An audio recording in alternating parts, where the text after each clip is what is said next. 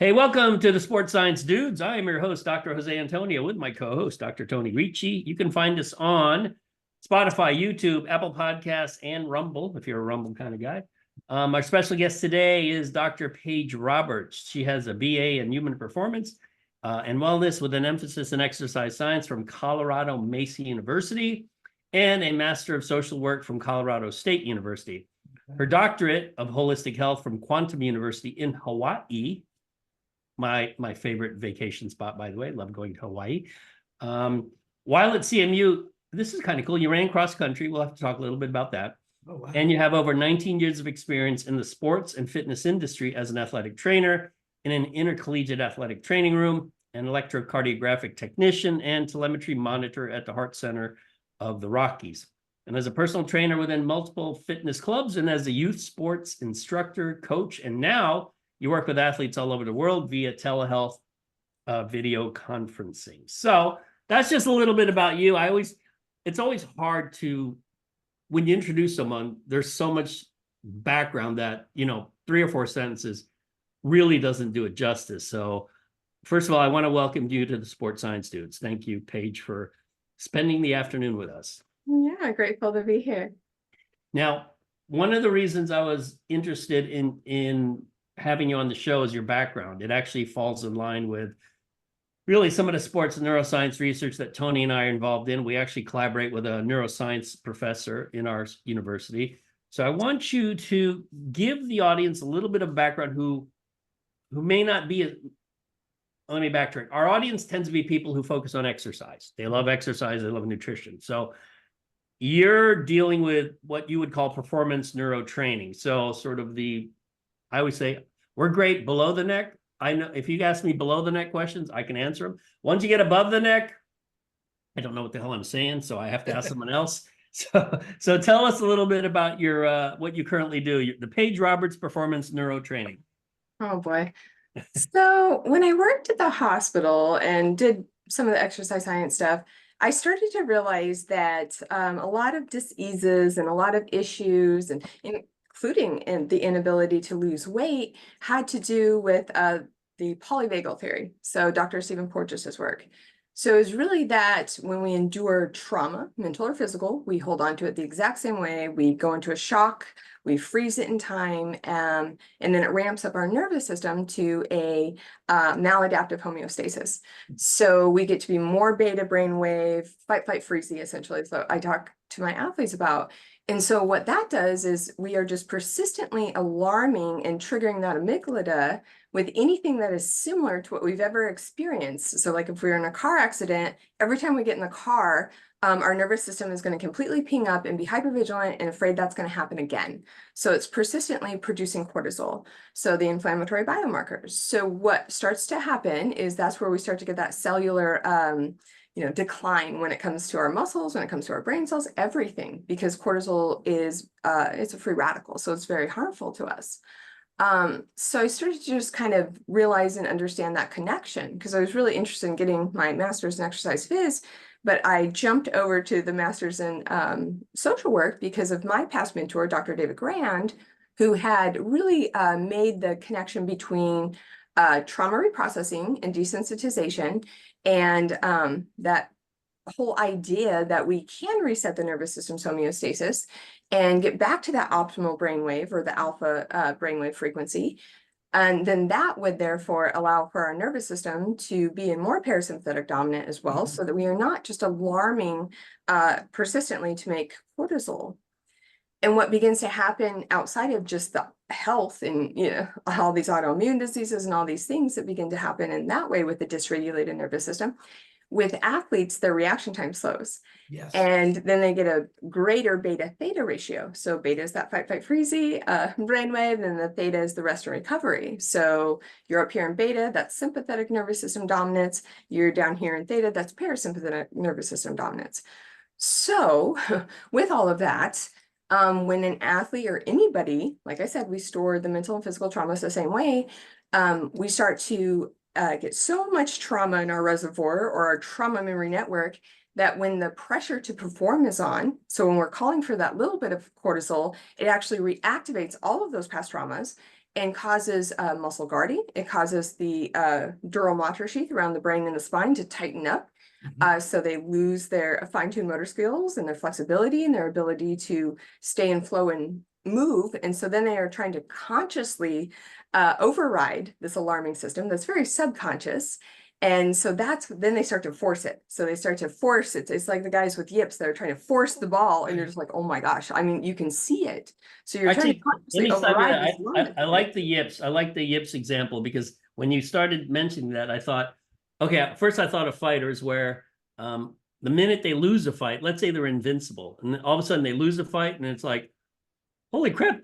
It almost results in either other people are thinking, wow, he or she's not invincible. I can beat him now. And then they just start losing. It's really strange. But then the other example I came up with, because my kids used to play softball, I used to coach, was the idea of the yips, which I thought, I mean, how does a skilled player suddenly not know how to throw a ball? And I actually saw this in college too, at our university. I was talking to, this is a while back, I was talking to the head coach, and she said, oh yeah, so-and-so, she's got the yips. She just can't throw the ball. I'm like, what do you mean she can't throw the ball? She's 20 years old. She's been throwing the ball for 10 to 15 years. Yep. And so I guess here's my question, because it's interesting that this happens. So you get someone with the yips, they can't throw the ball.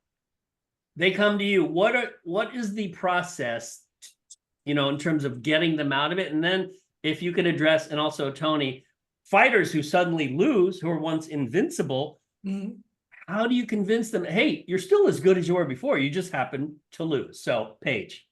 And I wouldn't say it's convincing per se, because again, that's trying to condition over maladaptation. So when someone comes to me with this dorsal vagal collapse, when we talk about just the nervous system's just inability to access those fine-tuned motor skills on the outside of the brain, we will have them make an entire list of every single stressor or trauma that could have ever occurred on their nervous system. And then I have like a lot of examples, like, oh, your dog dying, being bullied in school, failing tests, having a different nervous system and being neurodiverse. A lot of our athletes are very highly gifted neurodiverse individuals with the ADD, the high functioning, dyslexia, all of that. But there's a lot of trauma and shame that comes with all that stuff of not really fitting in the box. And so I see a lot of history with that, with always outperforming, overperforming perfectionists trying to compensate for some of this shame and projection onto these individuals.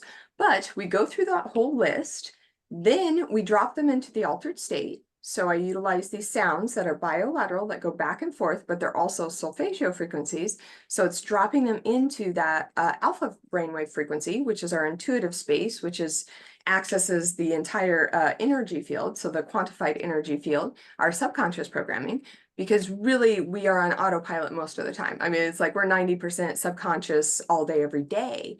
And then that also correlates with us creating the memories and experiences. We actually take in as much information as an encyclopedia every second of every day, and we're organizing it based off past experience. And then by the time you're 25, about 97% of our makeup is just all subconscious programming. We're not even very conscious aware of what we're doing at all. So we drop them into the altered state, which you can do with sounds. You don't necessarily have to do plant medicine to drop in there. And then I have them cover one eye or the other. So I will have them use like a sleep mask or an eye patch, because each eye operates independently with accessing memories and making memories. Our brain is so much visual, we must manipulate the visual pathway.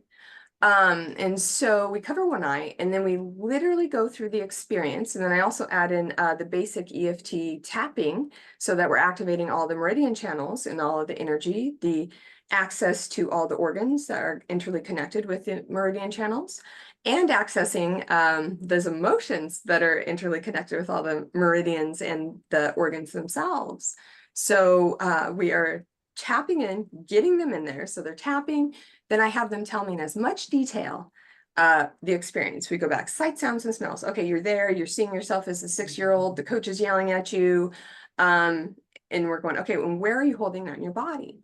Because we know that we hold on to experience and lock up and encapsulate the trauma in that frozen state. Again, it's the shock mechanism. We recoil, we contract. It's So it's that shock experience. And then we say, okay, where's that at? So the awareness of our mind brings it to the area, releases that energy. And then it's saying, okay, well, are there any emotions stored with that? Because emotions, as we know, when we're doing these scans, body scans of the different composition, depression is a low energy expression, a depressed nervous system, essentially. Low functioning. We see it on the QEEG brain scans as well. We see a decrease in voltage. We see a decrease in reaction time or increase in reaction time. So it's quite interesting. So we say, okay, and so the little boy, what did he feel in that moment? Because when we're making those experiences, they're frozen in time. We didn't have time to process it. We didn't have time to access our body where we feel it. We didn't have time to access the emotions associated with it. We just had to shock and say, okay, we're not safe, and then keep going about the day. So we're saying, okay, what feelings? And so the 6-year-old that got yelled at by the coach, well, yeah, it made him sad. It made him feel shame, or it made him feel, that they weren't good enough, or any of those types of things.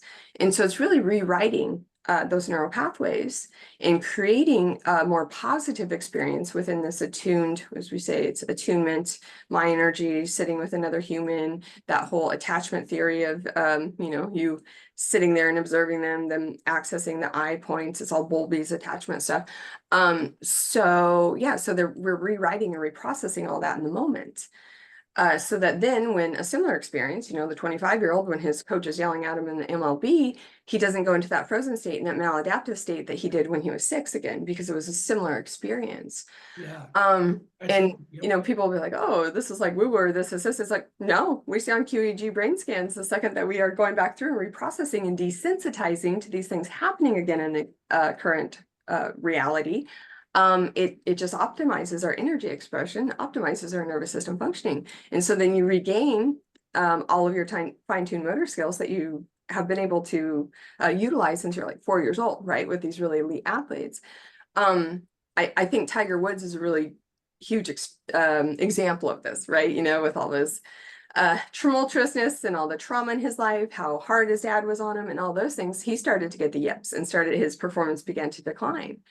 Because you can stay in that kind of fight space for a while, but eventually it's just, you become completely disconnected, disassociated, and frozen. So you can't in the moment actually just be in flow state, and that subconscious.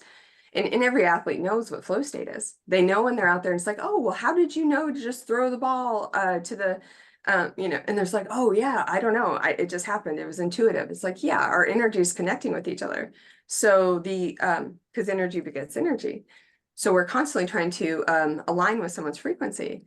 And so when the coaches have all this, their trauma reservoir is full, all of their stuff is activating the athlete's nervous systems, and they are just trying to regulate around them. It's called co-regulation. And so it's actually ramping them up. So when you have a really traumatized, abusive coach that's super critical, you'll see these athletes, perhaps they got traded from another sports team. It's like, why are they not doing well? It's like, okay, so there's a little bit of the coaches stuff that's now impacting them. Mm-hmm. And so having to desensitize, so then we go through the reprocessing and clearing, or deconditioning, as I'd say it. Then we go into the worst case scenario. Okay, so you're out there on the field, sight, sounds, and smells. What are the bad things that can occur? So we're desensitizing to this worst case scenario of what could occur. And so it's keeping them in that alpha flow state. And by going back through the traumatic experiences in the alpha frequency, it teaches our nervous system to never, even when we're, because it's kind of like exposure therapy, right? So we're going back through these traumatic experiences. It teaches the nervous system not to ping up to that beta wave, not to get into that fight, flight, freeze. So we're teaching their nervous system how to just always stay in flow state. That's how it works. And I went from hard science to the social science to, I looked at the UW neuroscience program, the rehab, it was all just old stuff. So I went with this quantum university with Dr. Joe Dispenza, Patrick Porter, Bruce Lipton, and it's it's kind of out there, but it's like, no, this is what's reality, that we communicate with biophotons. It's all energy. We are energetic beings. We can't deny these things. So that's kind of what got me on my journey of being like, no, this isn't reality. Energy is reality. Well, yeah, this is really neat because, and maybe this is in part to your clinical background, because what we tend to do, I think a lot, Dr. Paige, in sports psychology, is we isolate the experiences and we say, okay, well, this batter, for example, never does well with the bases loaded, right? And we just say, well, that's because they don't do well with the bases loaded. Let's navigate through this. Let's change the thinking. But when you're looking at the global picture, and you're taking I know this is overly simplified, but you're taking life's experiences that drive the amygdala as an example, probably unfortunately enhance the amygdala's function so that you become almost amygdala driven to every response. Right. And then, so you're saying, okay, well, because this happened to them when they were younger, it may not be an identical situation when they're 25, but because it from a, to a large extent, neural pathways, because it slightly resembles it, that experience is mimicking the negativity of the current experience, even though they're a little bit different. And I think that's really neat because I don't think those have been connected before. I think they've been isolated. And what I mean by that, we don't take the whole individual into account and we don't take their life's experiences. We just take their sport experience and say they're lacking maybe, or something is an obstacle there. But we don't usually connect it to, well, you know, from the ages of 6 to 10, they went through some really tough times. So hence anything that might be a little bit challenging now is going to drive them back to the similar physiological effects. And I think that's really cool because you've globalized it much more than we tend to do in mental skill training. And that's pretty fascinating. That's awesome. Yeah. And it's, you know, when we talk about, so the fighter who lost, well, that's traumatic. Yeah, definitely. So we need to go back through and reprocess that and to desensitize to who they're fighting next and what their gifts are or what you're going to encounter during that fight. It's like, oh yeah, he's got the flying knee. It's like, okay, well, where do you feel in your body that flying knee that he's going to get you with that? It's like, oh, I feel it in my chest. It's like, okay, release. So that when the flying knee comes at them, they're not going to recoil and pull back. Instead, they're just going to keep being able to be in that flow and subconsciously react quicker, essentially. Right. So that it can't get them. I mean, it's just so funny. And, you know, my very first clients I started working with in Steamboat Springs, Colorado, were freestyle mogul athletes and half pipe athletes. Okay. So it is a insanely traumatic sport in learning the tricks when you're going off a jump at 80 miles an hour and having to land it. Every single time those kids didn't land a trick, we have to go back through those experiences because the body just starts reacting the second you go off that jump. And so with, you know, when I first started kind of presenting, you know, my case studies and all that kind of stuff, even before I got the QEEG brain scan, it was just going, okay, well, they were averaging 19th place. We did 12 sessions to reprocess all of this. They got kicked off the US ski team to get them back on the US ski team. And it was like, we just undid all of this body's subconscious reaction because their body already knew how to be at that level, the World Cup level. And so it was really exciting initially. And then of course the concussions are like a double whammy. I mean, they are so severely traumatic on the nervous system. That's the first thing you want to clear when you're working with someone. And that's kind of what got me into it was I had sports concussions and a background. My high school swim team school bus crashed in the mountains of Colorado going to our first meet and all those types of things. And so my nervous system is very hyper vigilant. Yeah, as a high performer, you know, I'm still performing because that's the other thing too. When we talk about sports performance and even with ASP, which, you know, I've done all the supervision, that kind of stuff, but I'm just still not inclined with some of their philosophy because it is still this just overriding the nervous system, trying to condition over the maladaptation. But when they talk about level of functioning, right? So when we're talking about working with someone clinically in a mental health setting, they're not functioning in their environment, right? So we're going, okay, this is mental illness. This is really inhibiting them. But when we look at the other end of, hey, they're still functioning, so they just need mental skills or they just need this. It's like most high performers will be functioning despite their nervous system, but they will not be at their optimal performance. Right. And so, yeah, I was functioning fine, so to speak. And I thought, oh, I only need 4 hours of sleep a night. No. So I started kind of going into the altered state stuff and really looking at it and going, okay, yeah, so I have read every single mental toughness book there is on the shelf. But, you know, it's like, I am still not able to sleep fully. I'm still not fully optimized. And then I knew that and had that awareness. And then having that mirror of individuals coming into the hospital thinking they're having a heart attack when it had to do with, grief or loss or something associated with the heart chakra.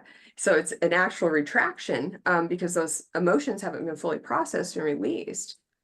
I have a question about, so far we've touched on what are basically super high skill sports, whether it's throwing a ball in baseball or softball, the fight sports, and you mentioned skiing or one of the ski sports. You ran cross country in college, right? Yeah. What did you also run track? We didn't have track at the time, Okay. so it was a smaller state school. I ran track in high school. I always liked the foot race. I liked running, you're running through the trees and beating someone. It's amazing. I wish I could run it. I'm too fat. Anthony can run though. He still does his sprints, but what distance were the races when you were running cross country? A 5K is Okay, what we ran 5K. in Colorado. So 3 miles and 800. Let's take it. Now we're doing a low skill sport, distance running. It's not like fighting. It's not like tennis. It's just running. However, as you know, there's a mental aspect to it where in a race, and actually any race, it could be cycling. Hell, it happens in paddling. Yep. Someone is right behind you and they're there. And then when they pass you, you're like, oh shit. And it's nothing really changed other than visually, and maybe you hear him or her breathing, and it's like they pass you and you're like, okay, they're going to beat me, but nothing has changed. So how do you, let's say it's the athlete is like, oh my God, he passed me, I couldn't catch him. How do you work them through a low skilled sport? Because really it's just, they're not throwing a ball, it's just running. I know. I've worked with a lot of the triathletes and even stair climbers. That's actually like a thing. So with that, so as athletes, we teach our nervous system to disassociate from pain with that lactate threshold. And the lactate threshold, of course, triggers cortisol, right? It's inflammatory. It's the pain signal. So it's a skill, but it's a detriment too, right? And so it's that when you're sitting in the altered state, you are talking about that pain. So you're having an individual access that lactate threshold and desensitize the nervous system to it. And then desensitizing to, if you do, okay, someone's potentially going to pass you. So we can desensitize the nervous system to that.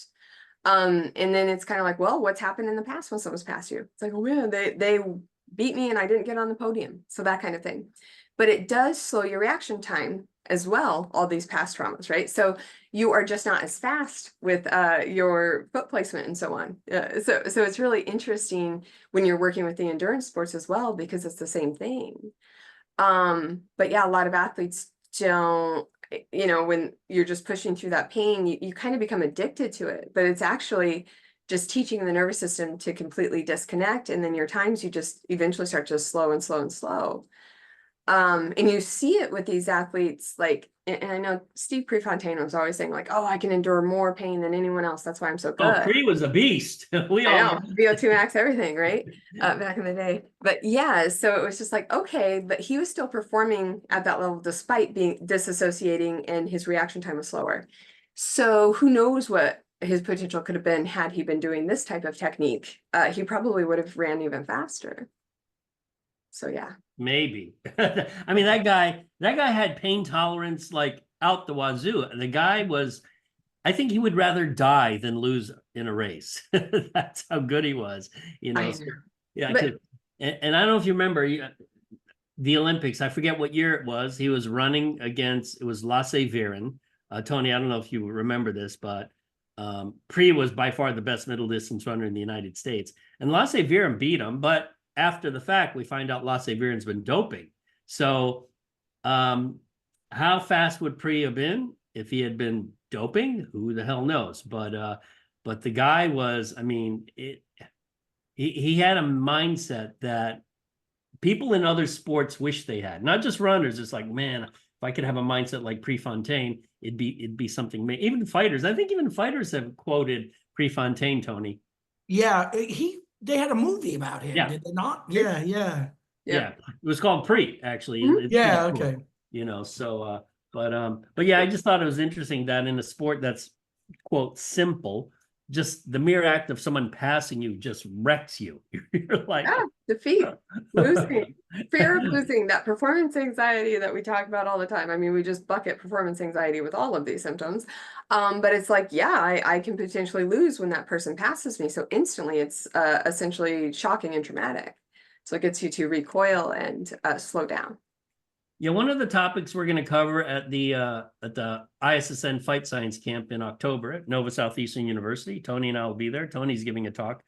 I think you're doing the weight cutting talk, but Actually, I think neuromuscular adaptations is. our neuromuscular adaptations, right? Or maybe you'll talk a little bit about both. But one of the things we're going to cover is post-concussion treatment. I know that's part of your, repertoire. So talk a little bit about that. So with that, it's that perpetuating inflammation, the neuroinflammation, right? So the microglial become hypervigilant and start attacking the brain. And so it really is that overabundance of that cortisol all the time. And thinking about it this way, so this is what's really interesting too. If you've hit your head, the nociceptor, the second that you lay down or you put that football helmet on, it is alarming and triggering that it's not okay. Your head's getting hit again, as if you're going back through that concussion experience over and over and over again. And so that's why, now they know with the whole sleep thing with the concussions, like, yeah, most individuals can't sleep afterwards. Well, you're laying your head on the pillow. So it's alarming subconsciously, like, oh no, we're hit again, we're hit again, we're hit again. Right. So it continues to allow for that inflammation in that alarm system and that hypervigilance, staying in that fight, freeze, the high beta wave, sympathetic dominance. So you must reprocess that fully. And when it comes to the distal stuff, when I'm having someone work on a concussion, I am having them take a pin, chopstick, whatever that looks like, and we're bringing it all the way in and trying to get the nervous system to desensitize to its reaction, to release that, to not be alarming, to not being predictive. So it's funny to me, like when I had my clinic, I've been online for 1.5 years down here, but it was like 10 years of having the clinic.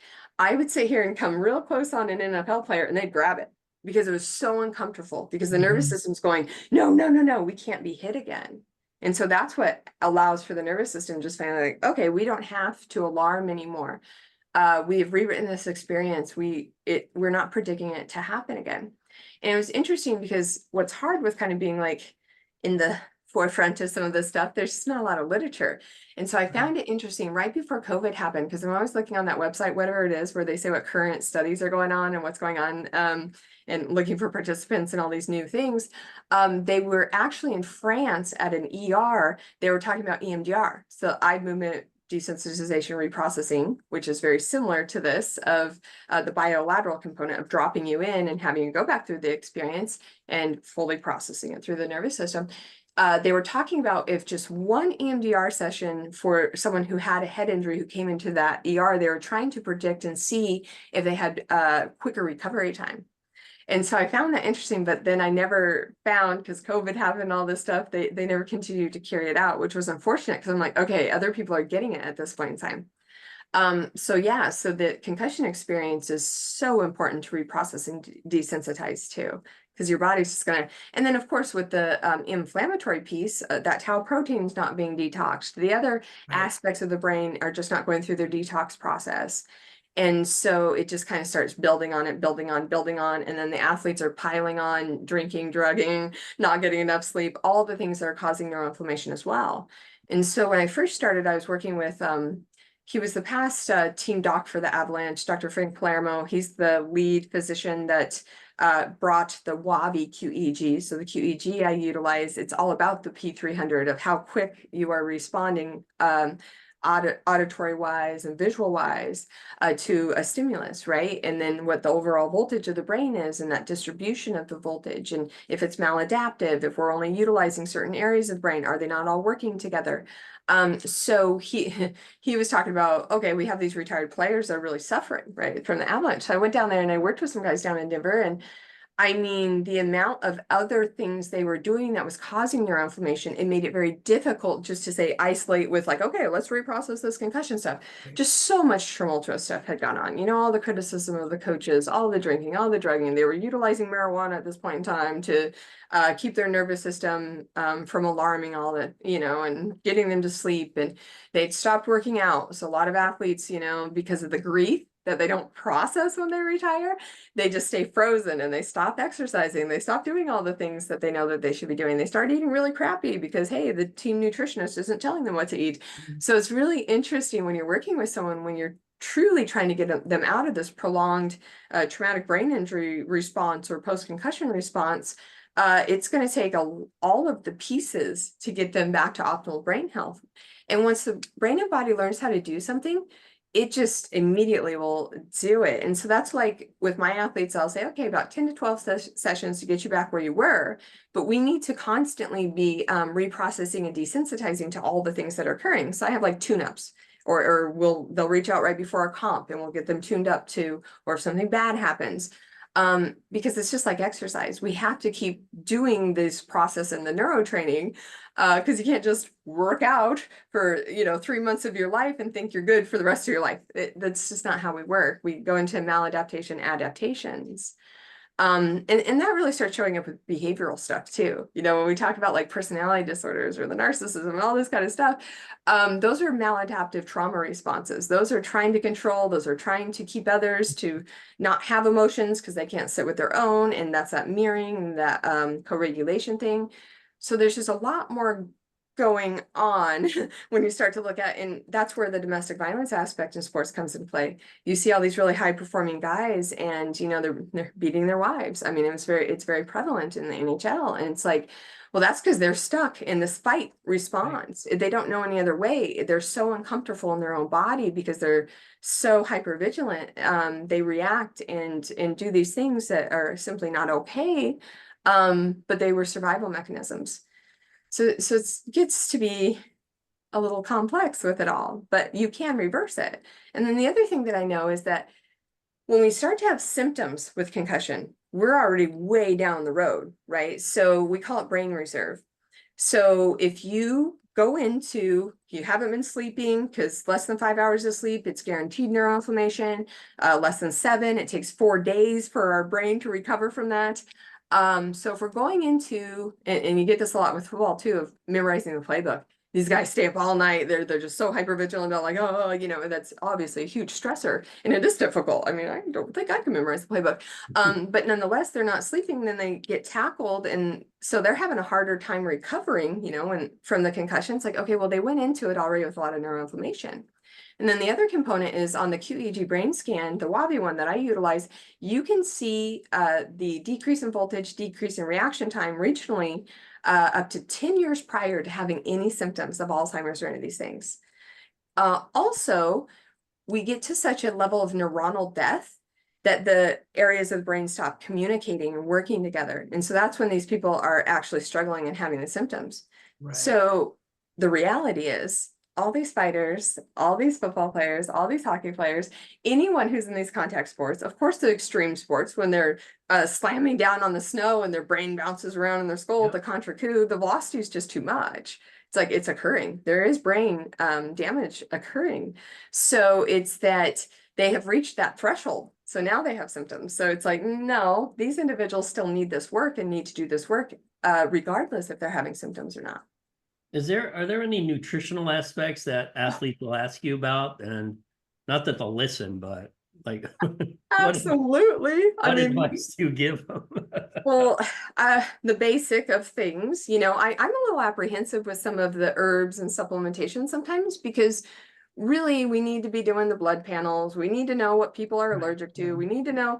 Herbs are extremely powerful. So you see a lot of these biohackers and stuff just talking about, oh, this adaptogen, take this, take this, take this. And you're going, those things are as powerful as pharmaceuticals. I mean, they will completely wipe out your gut microbiome. I mean, herbs are a very powerful thing. So we need to be careful with just like stuffing down all these herbs because someone said that it does this, or this research study showed it did this or this. So there's that piece with it. So I'm very apprehensive about with athletes are just taking all these things like, oh, it's for focus. I'm like, we don't know if you need that, and you gotta Yeah. be careful. And then the other thing with the supplementation piece is, I mean, like glutamine, right? So glutamine's been a really big deal with the gut health and all that. Well, too much of it has been shown to cause pancreatic cancer. You know, we just have to like be cautious with some of this stuff. And then basic nutrition, oh my goodness, anything with chemicals in it is going to cause neuroinflammation. And just if the gut's inflamed, the brain's inflamed, period. We know that, the gut-brain axis. So just being careful, of course, with the additives, the preservatives, the highly processed, looking at things that are organic, because we know that with the Monsanto, the weed killer on all of our wheats, that is inflaming, that wipes out the microbiome. Sometimes just one time eating this not organic bread. And then just looking at things like, because I'm trained under Dr. Daniel Amens, the brain health coach, that I Yeah, love I this know stuff him. because it is that wheat is just inflaming, it's hard on us. Obviously alcohol. Oh my gosh, no one wants to talk about alcohol because it's healthy. No, it's not. It's like, okay, so that's immediately causing neuroinflammation and gut inflammation. Hey, I like my beer. As long as you're doing enough to counter it and you're not Yeah. going into a football game thinking that you don't want to get CTE, it's like, hey, Right. Yeah. Luckily, I don't bash sugar. my head. I get plenty of sleep. I work out. So sitting on my patio, staring at the alligators in the backyard, drinking a beer. I'm like, well, and we're getting into another kind of arena of our environment when it comes to frequency as well.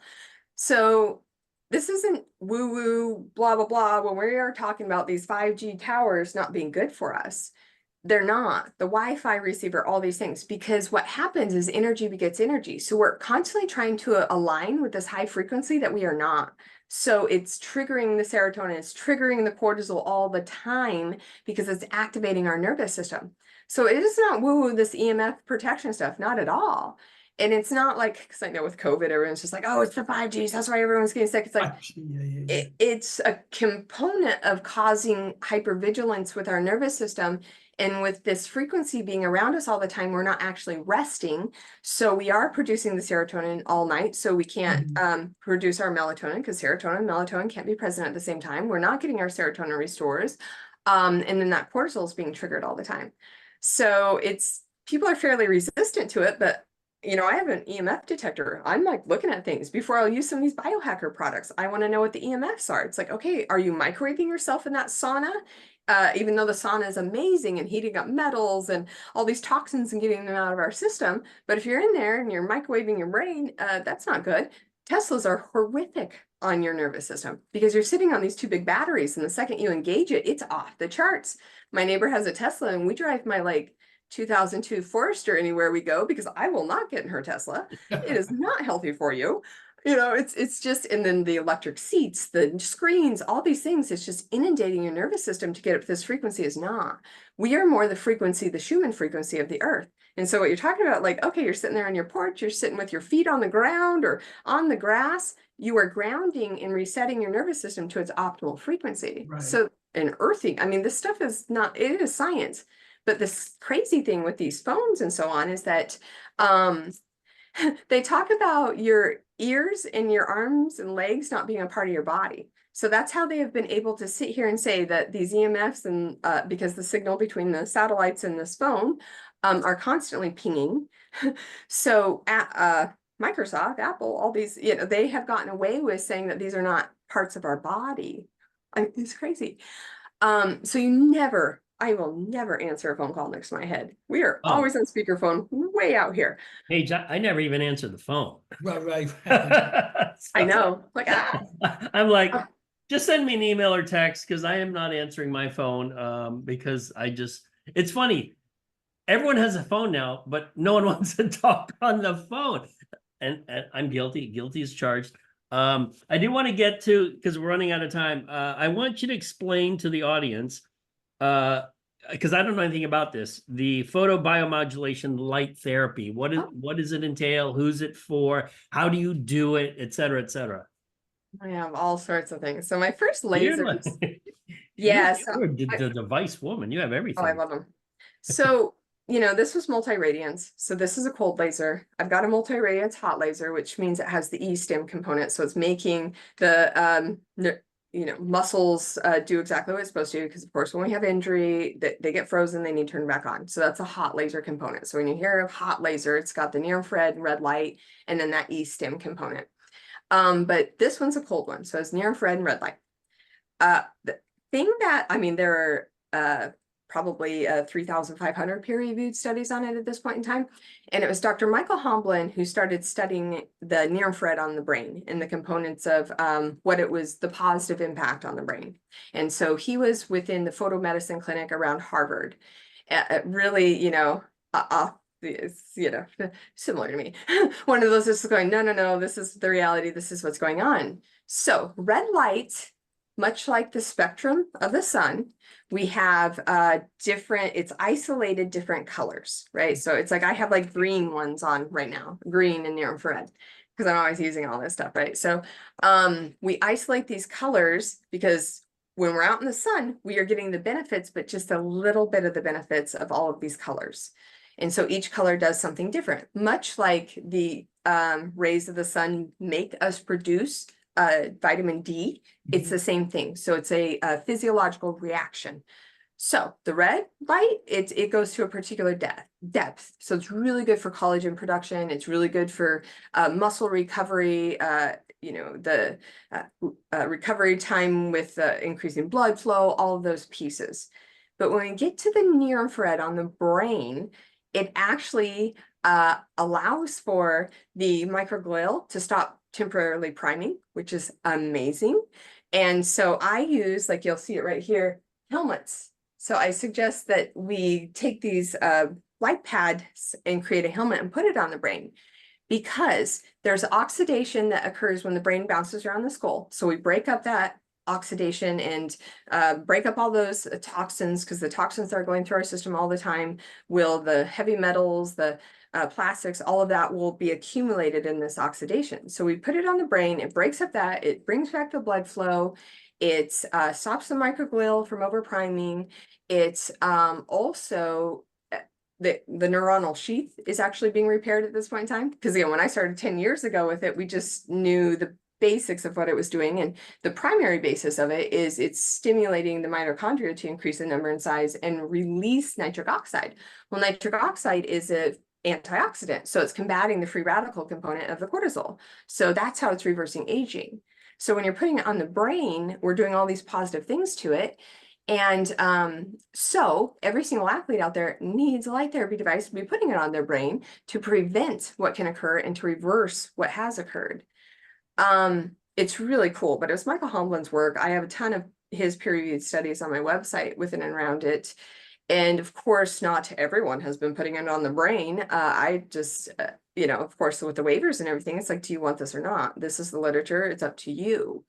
So it's very new of really putting it on the brain. And Michael Homblin works with James Carroll, who brought photobiomodulation from Europe in 1993 to be studied at Harvard. So they have this Thor laser. So they have a big laser like the hot laser, and really the NFL signed with Light Force. So they actually do, their athletic trainers have the lasers to enhance the recovery of, the external athletic training component, but they're not putting it on the brain. But they have like a big, it looks like one of those things in the salon where it comes down. Yeah. And so the Thor, they have a big helmet like that, and it's a little cumbersome, and the whole device costs about $50K, and you have to, it's kind of interesting. But you can get these light therapy pads for about $2,000 of the ones that we know actually do what they say they're doing. And initially the research, because what happens with the FDA, which is kind of creepy with this stuff, is that once you say you see the literature and you create a device, it's the same LED lights, blah, blah, blah, then they get the approval to actually say, hey, it's doing all these things. But we don't know if it actually is unless there's been a peer-reviewed study that's been done on that device, as well as there's a physicist report to know it's actually putting out the energy it says it is, those joules. So that focused energy. because a lot of these devices aren't doing anything. And initially we knew that only 30% on the market are doing what they say they are, but it's becoming a flooded market. So now we only know 10% is doing what it says it's going to do. So it's really important to get a classification of a real medical device, because you're just wasting your money and you're just putting EMFs on yourself and you're not actually getting the benefits of it. So the red light near-infrared is amazing. And then the green light, it's really good for release. It puts, like the red light, it punctures holes in the adipose cell. And so that the lipids dump, and we know that with, adipose fat cell, that there's a lot of toxins in there too. So that's why I'm constantly putting them on my body to help my body, because detoxing is like the fountain of youth, right? To get all these chemicals out of our system and allow for more, a higher level of photon communication and functioning. But so the green light does it at a greater rate. So than the red light. So that's why, oh, okay. So amazing stuff. There's actually a sports recovery study too. I think it's from 2017, where Hamlin took volleyball players, and by putting it on the spine, which then it travels the meridian channels to all the extremities. So putting a pad on the spine, it allows for a quicker recovery time, up to 50% within the 2 hours of playing, or the 2 hours of putting it on the body prior.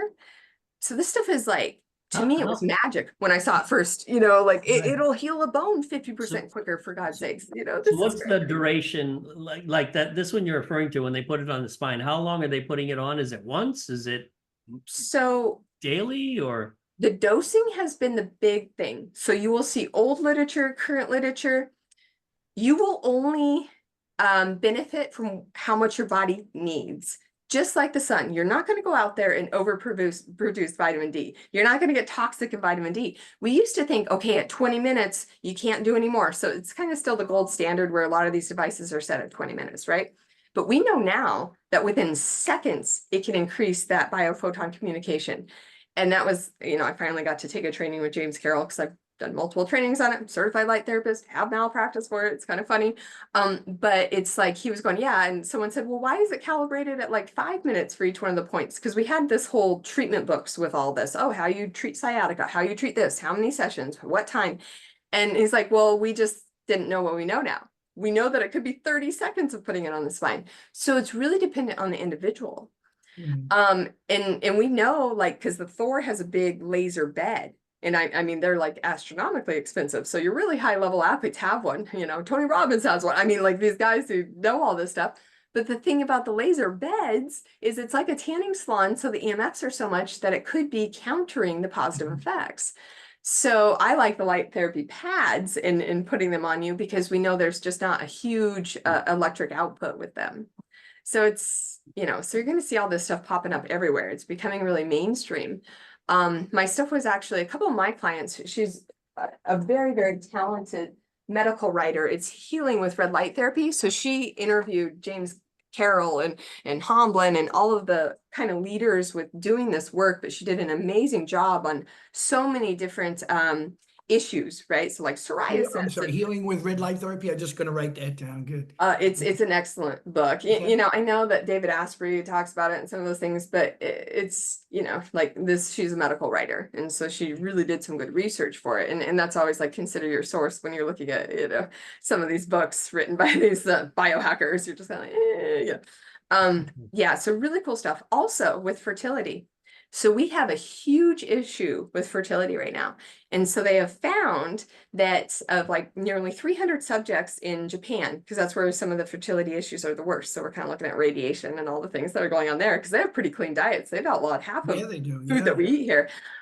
So of these nearly 300 individuals who'd been determined infertile of females, over half of them became fertile from putting the near infrared on the ovaries and increasing the mitochondrial functioning of those eggs.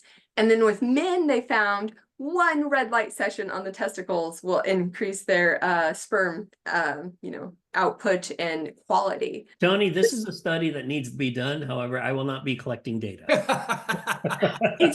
But Infertility. I mean, it's just Oh, devastating people. And then we even know with now they're talking about when it comes to miscarriages and individuals trying, a lot of it is the non-healthy sperm too. We used to just always think it was the eggs, it was the woman. It's like now they're saying 75% of the time it's unhealthy sperm. Mhm. And so it's really cleaning up your system. But I mean, this is amazing. You don't need to get an egg donor and do all those things potentially.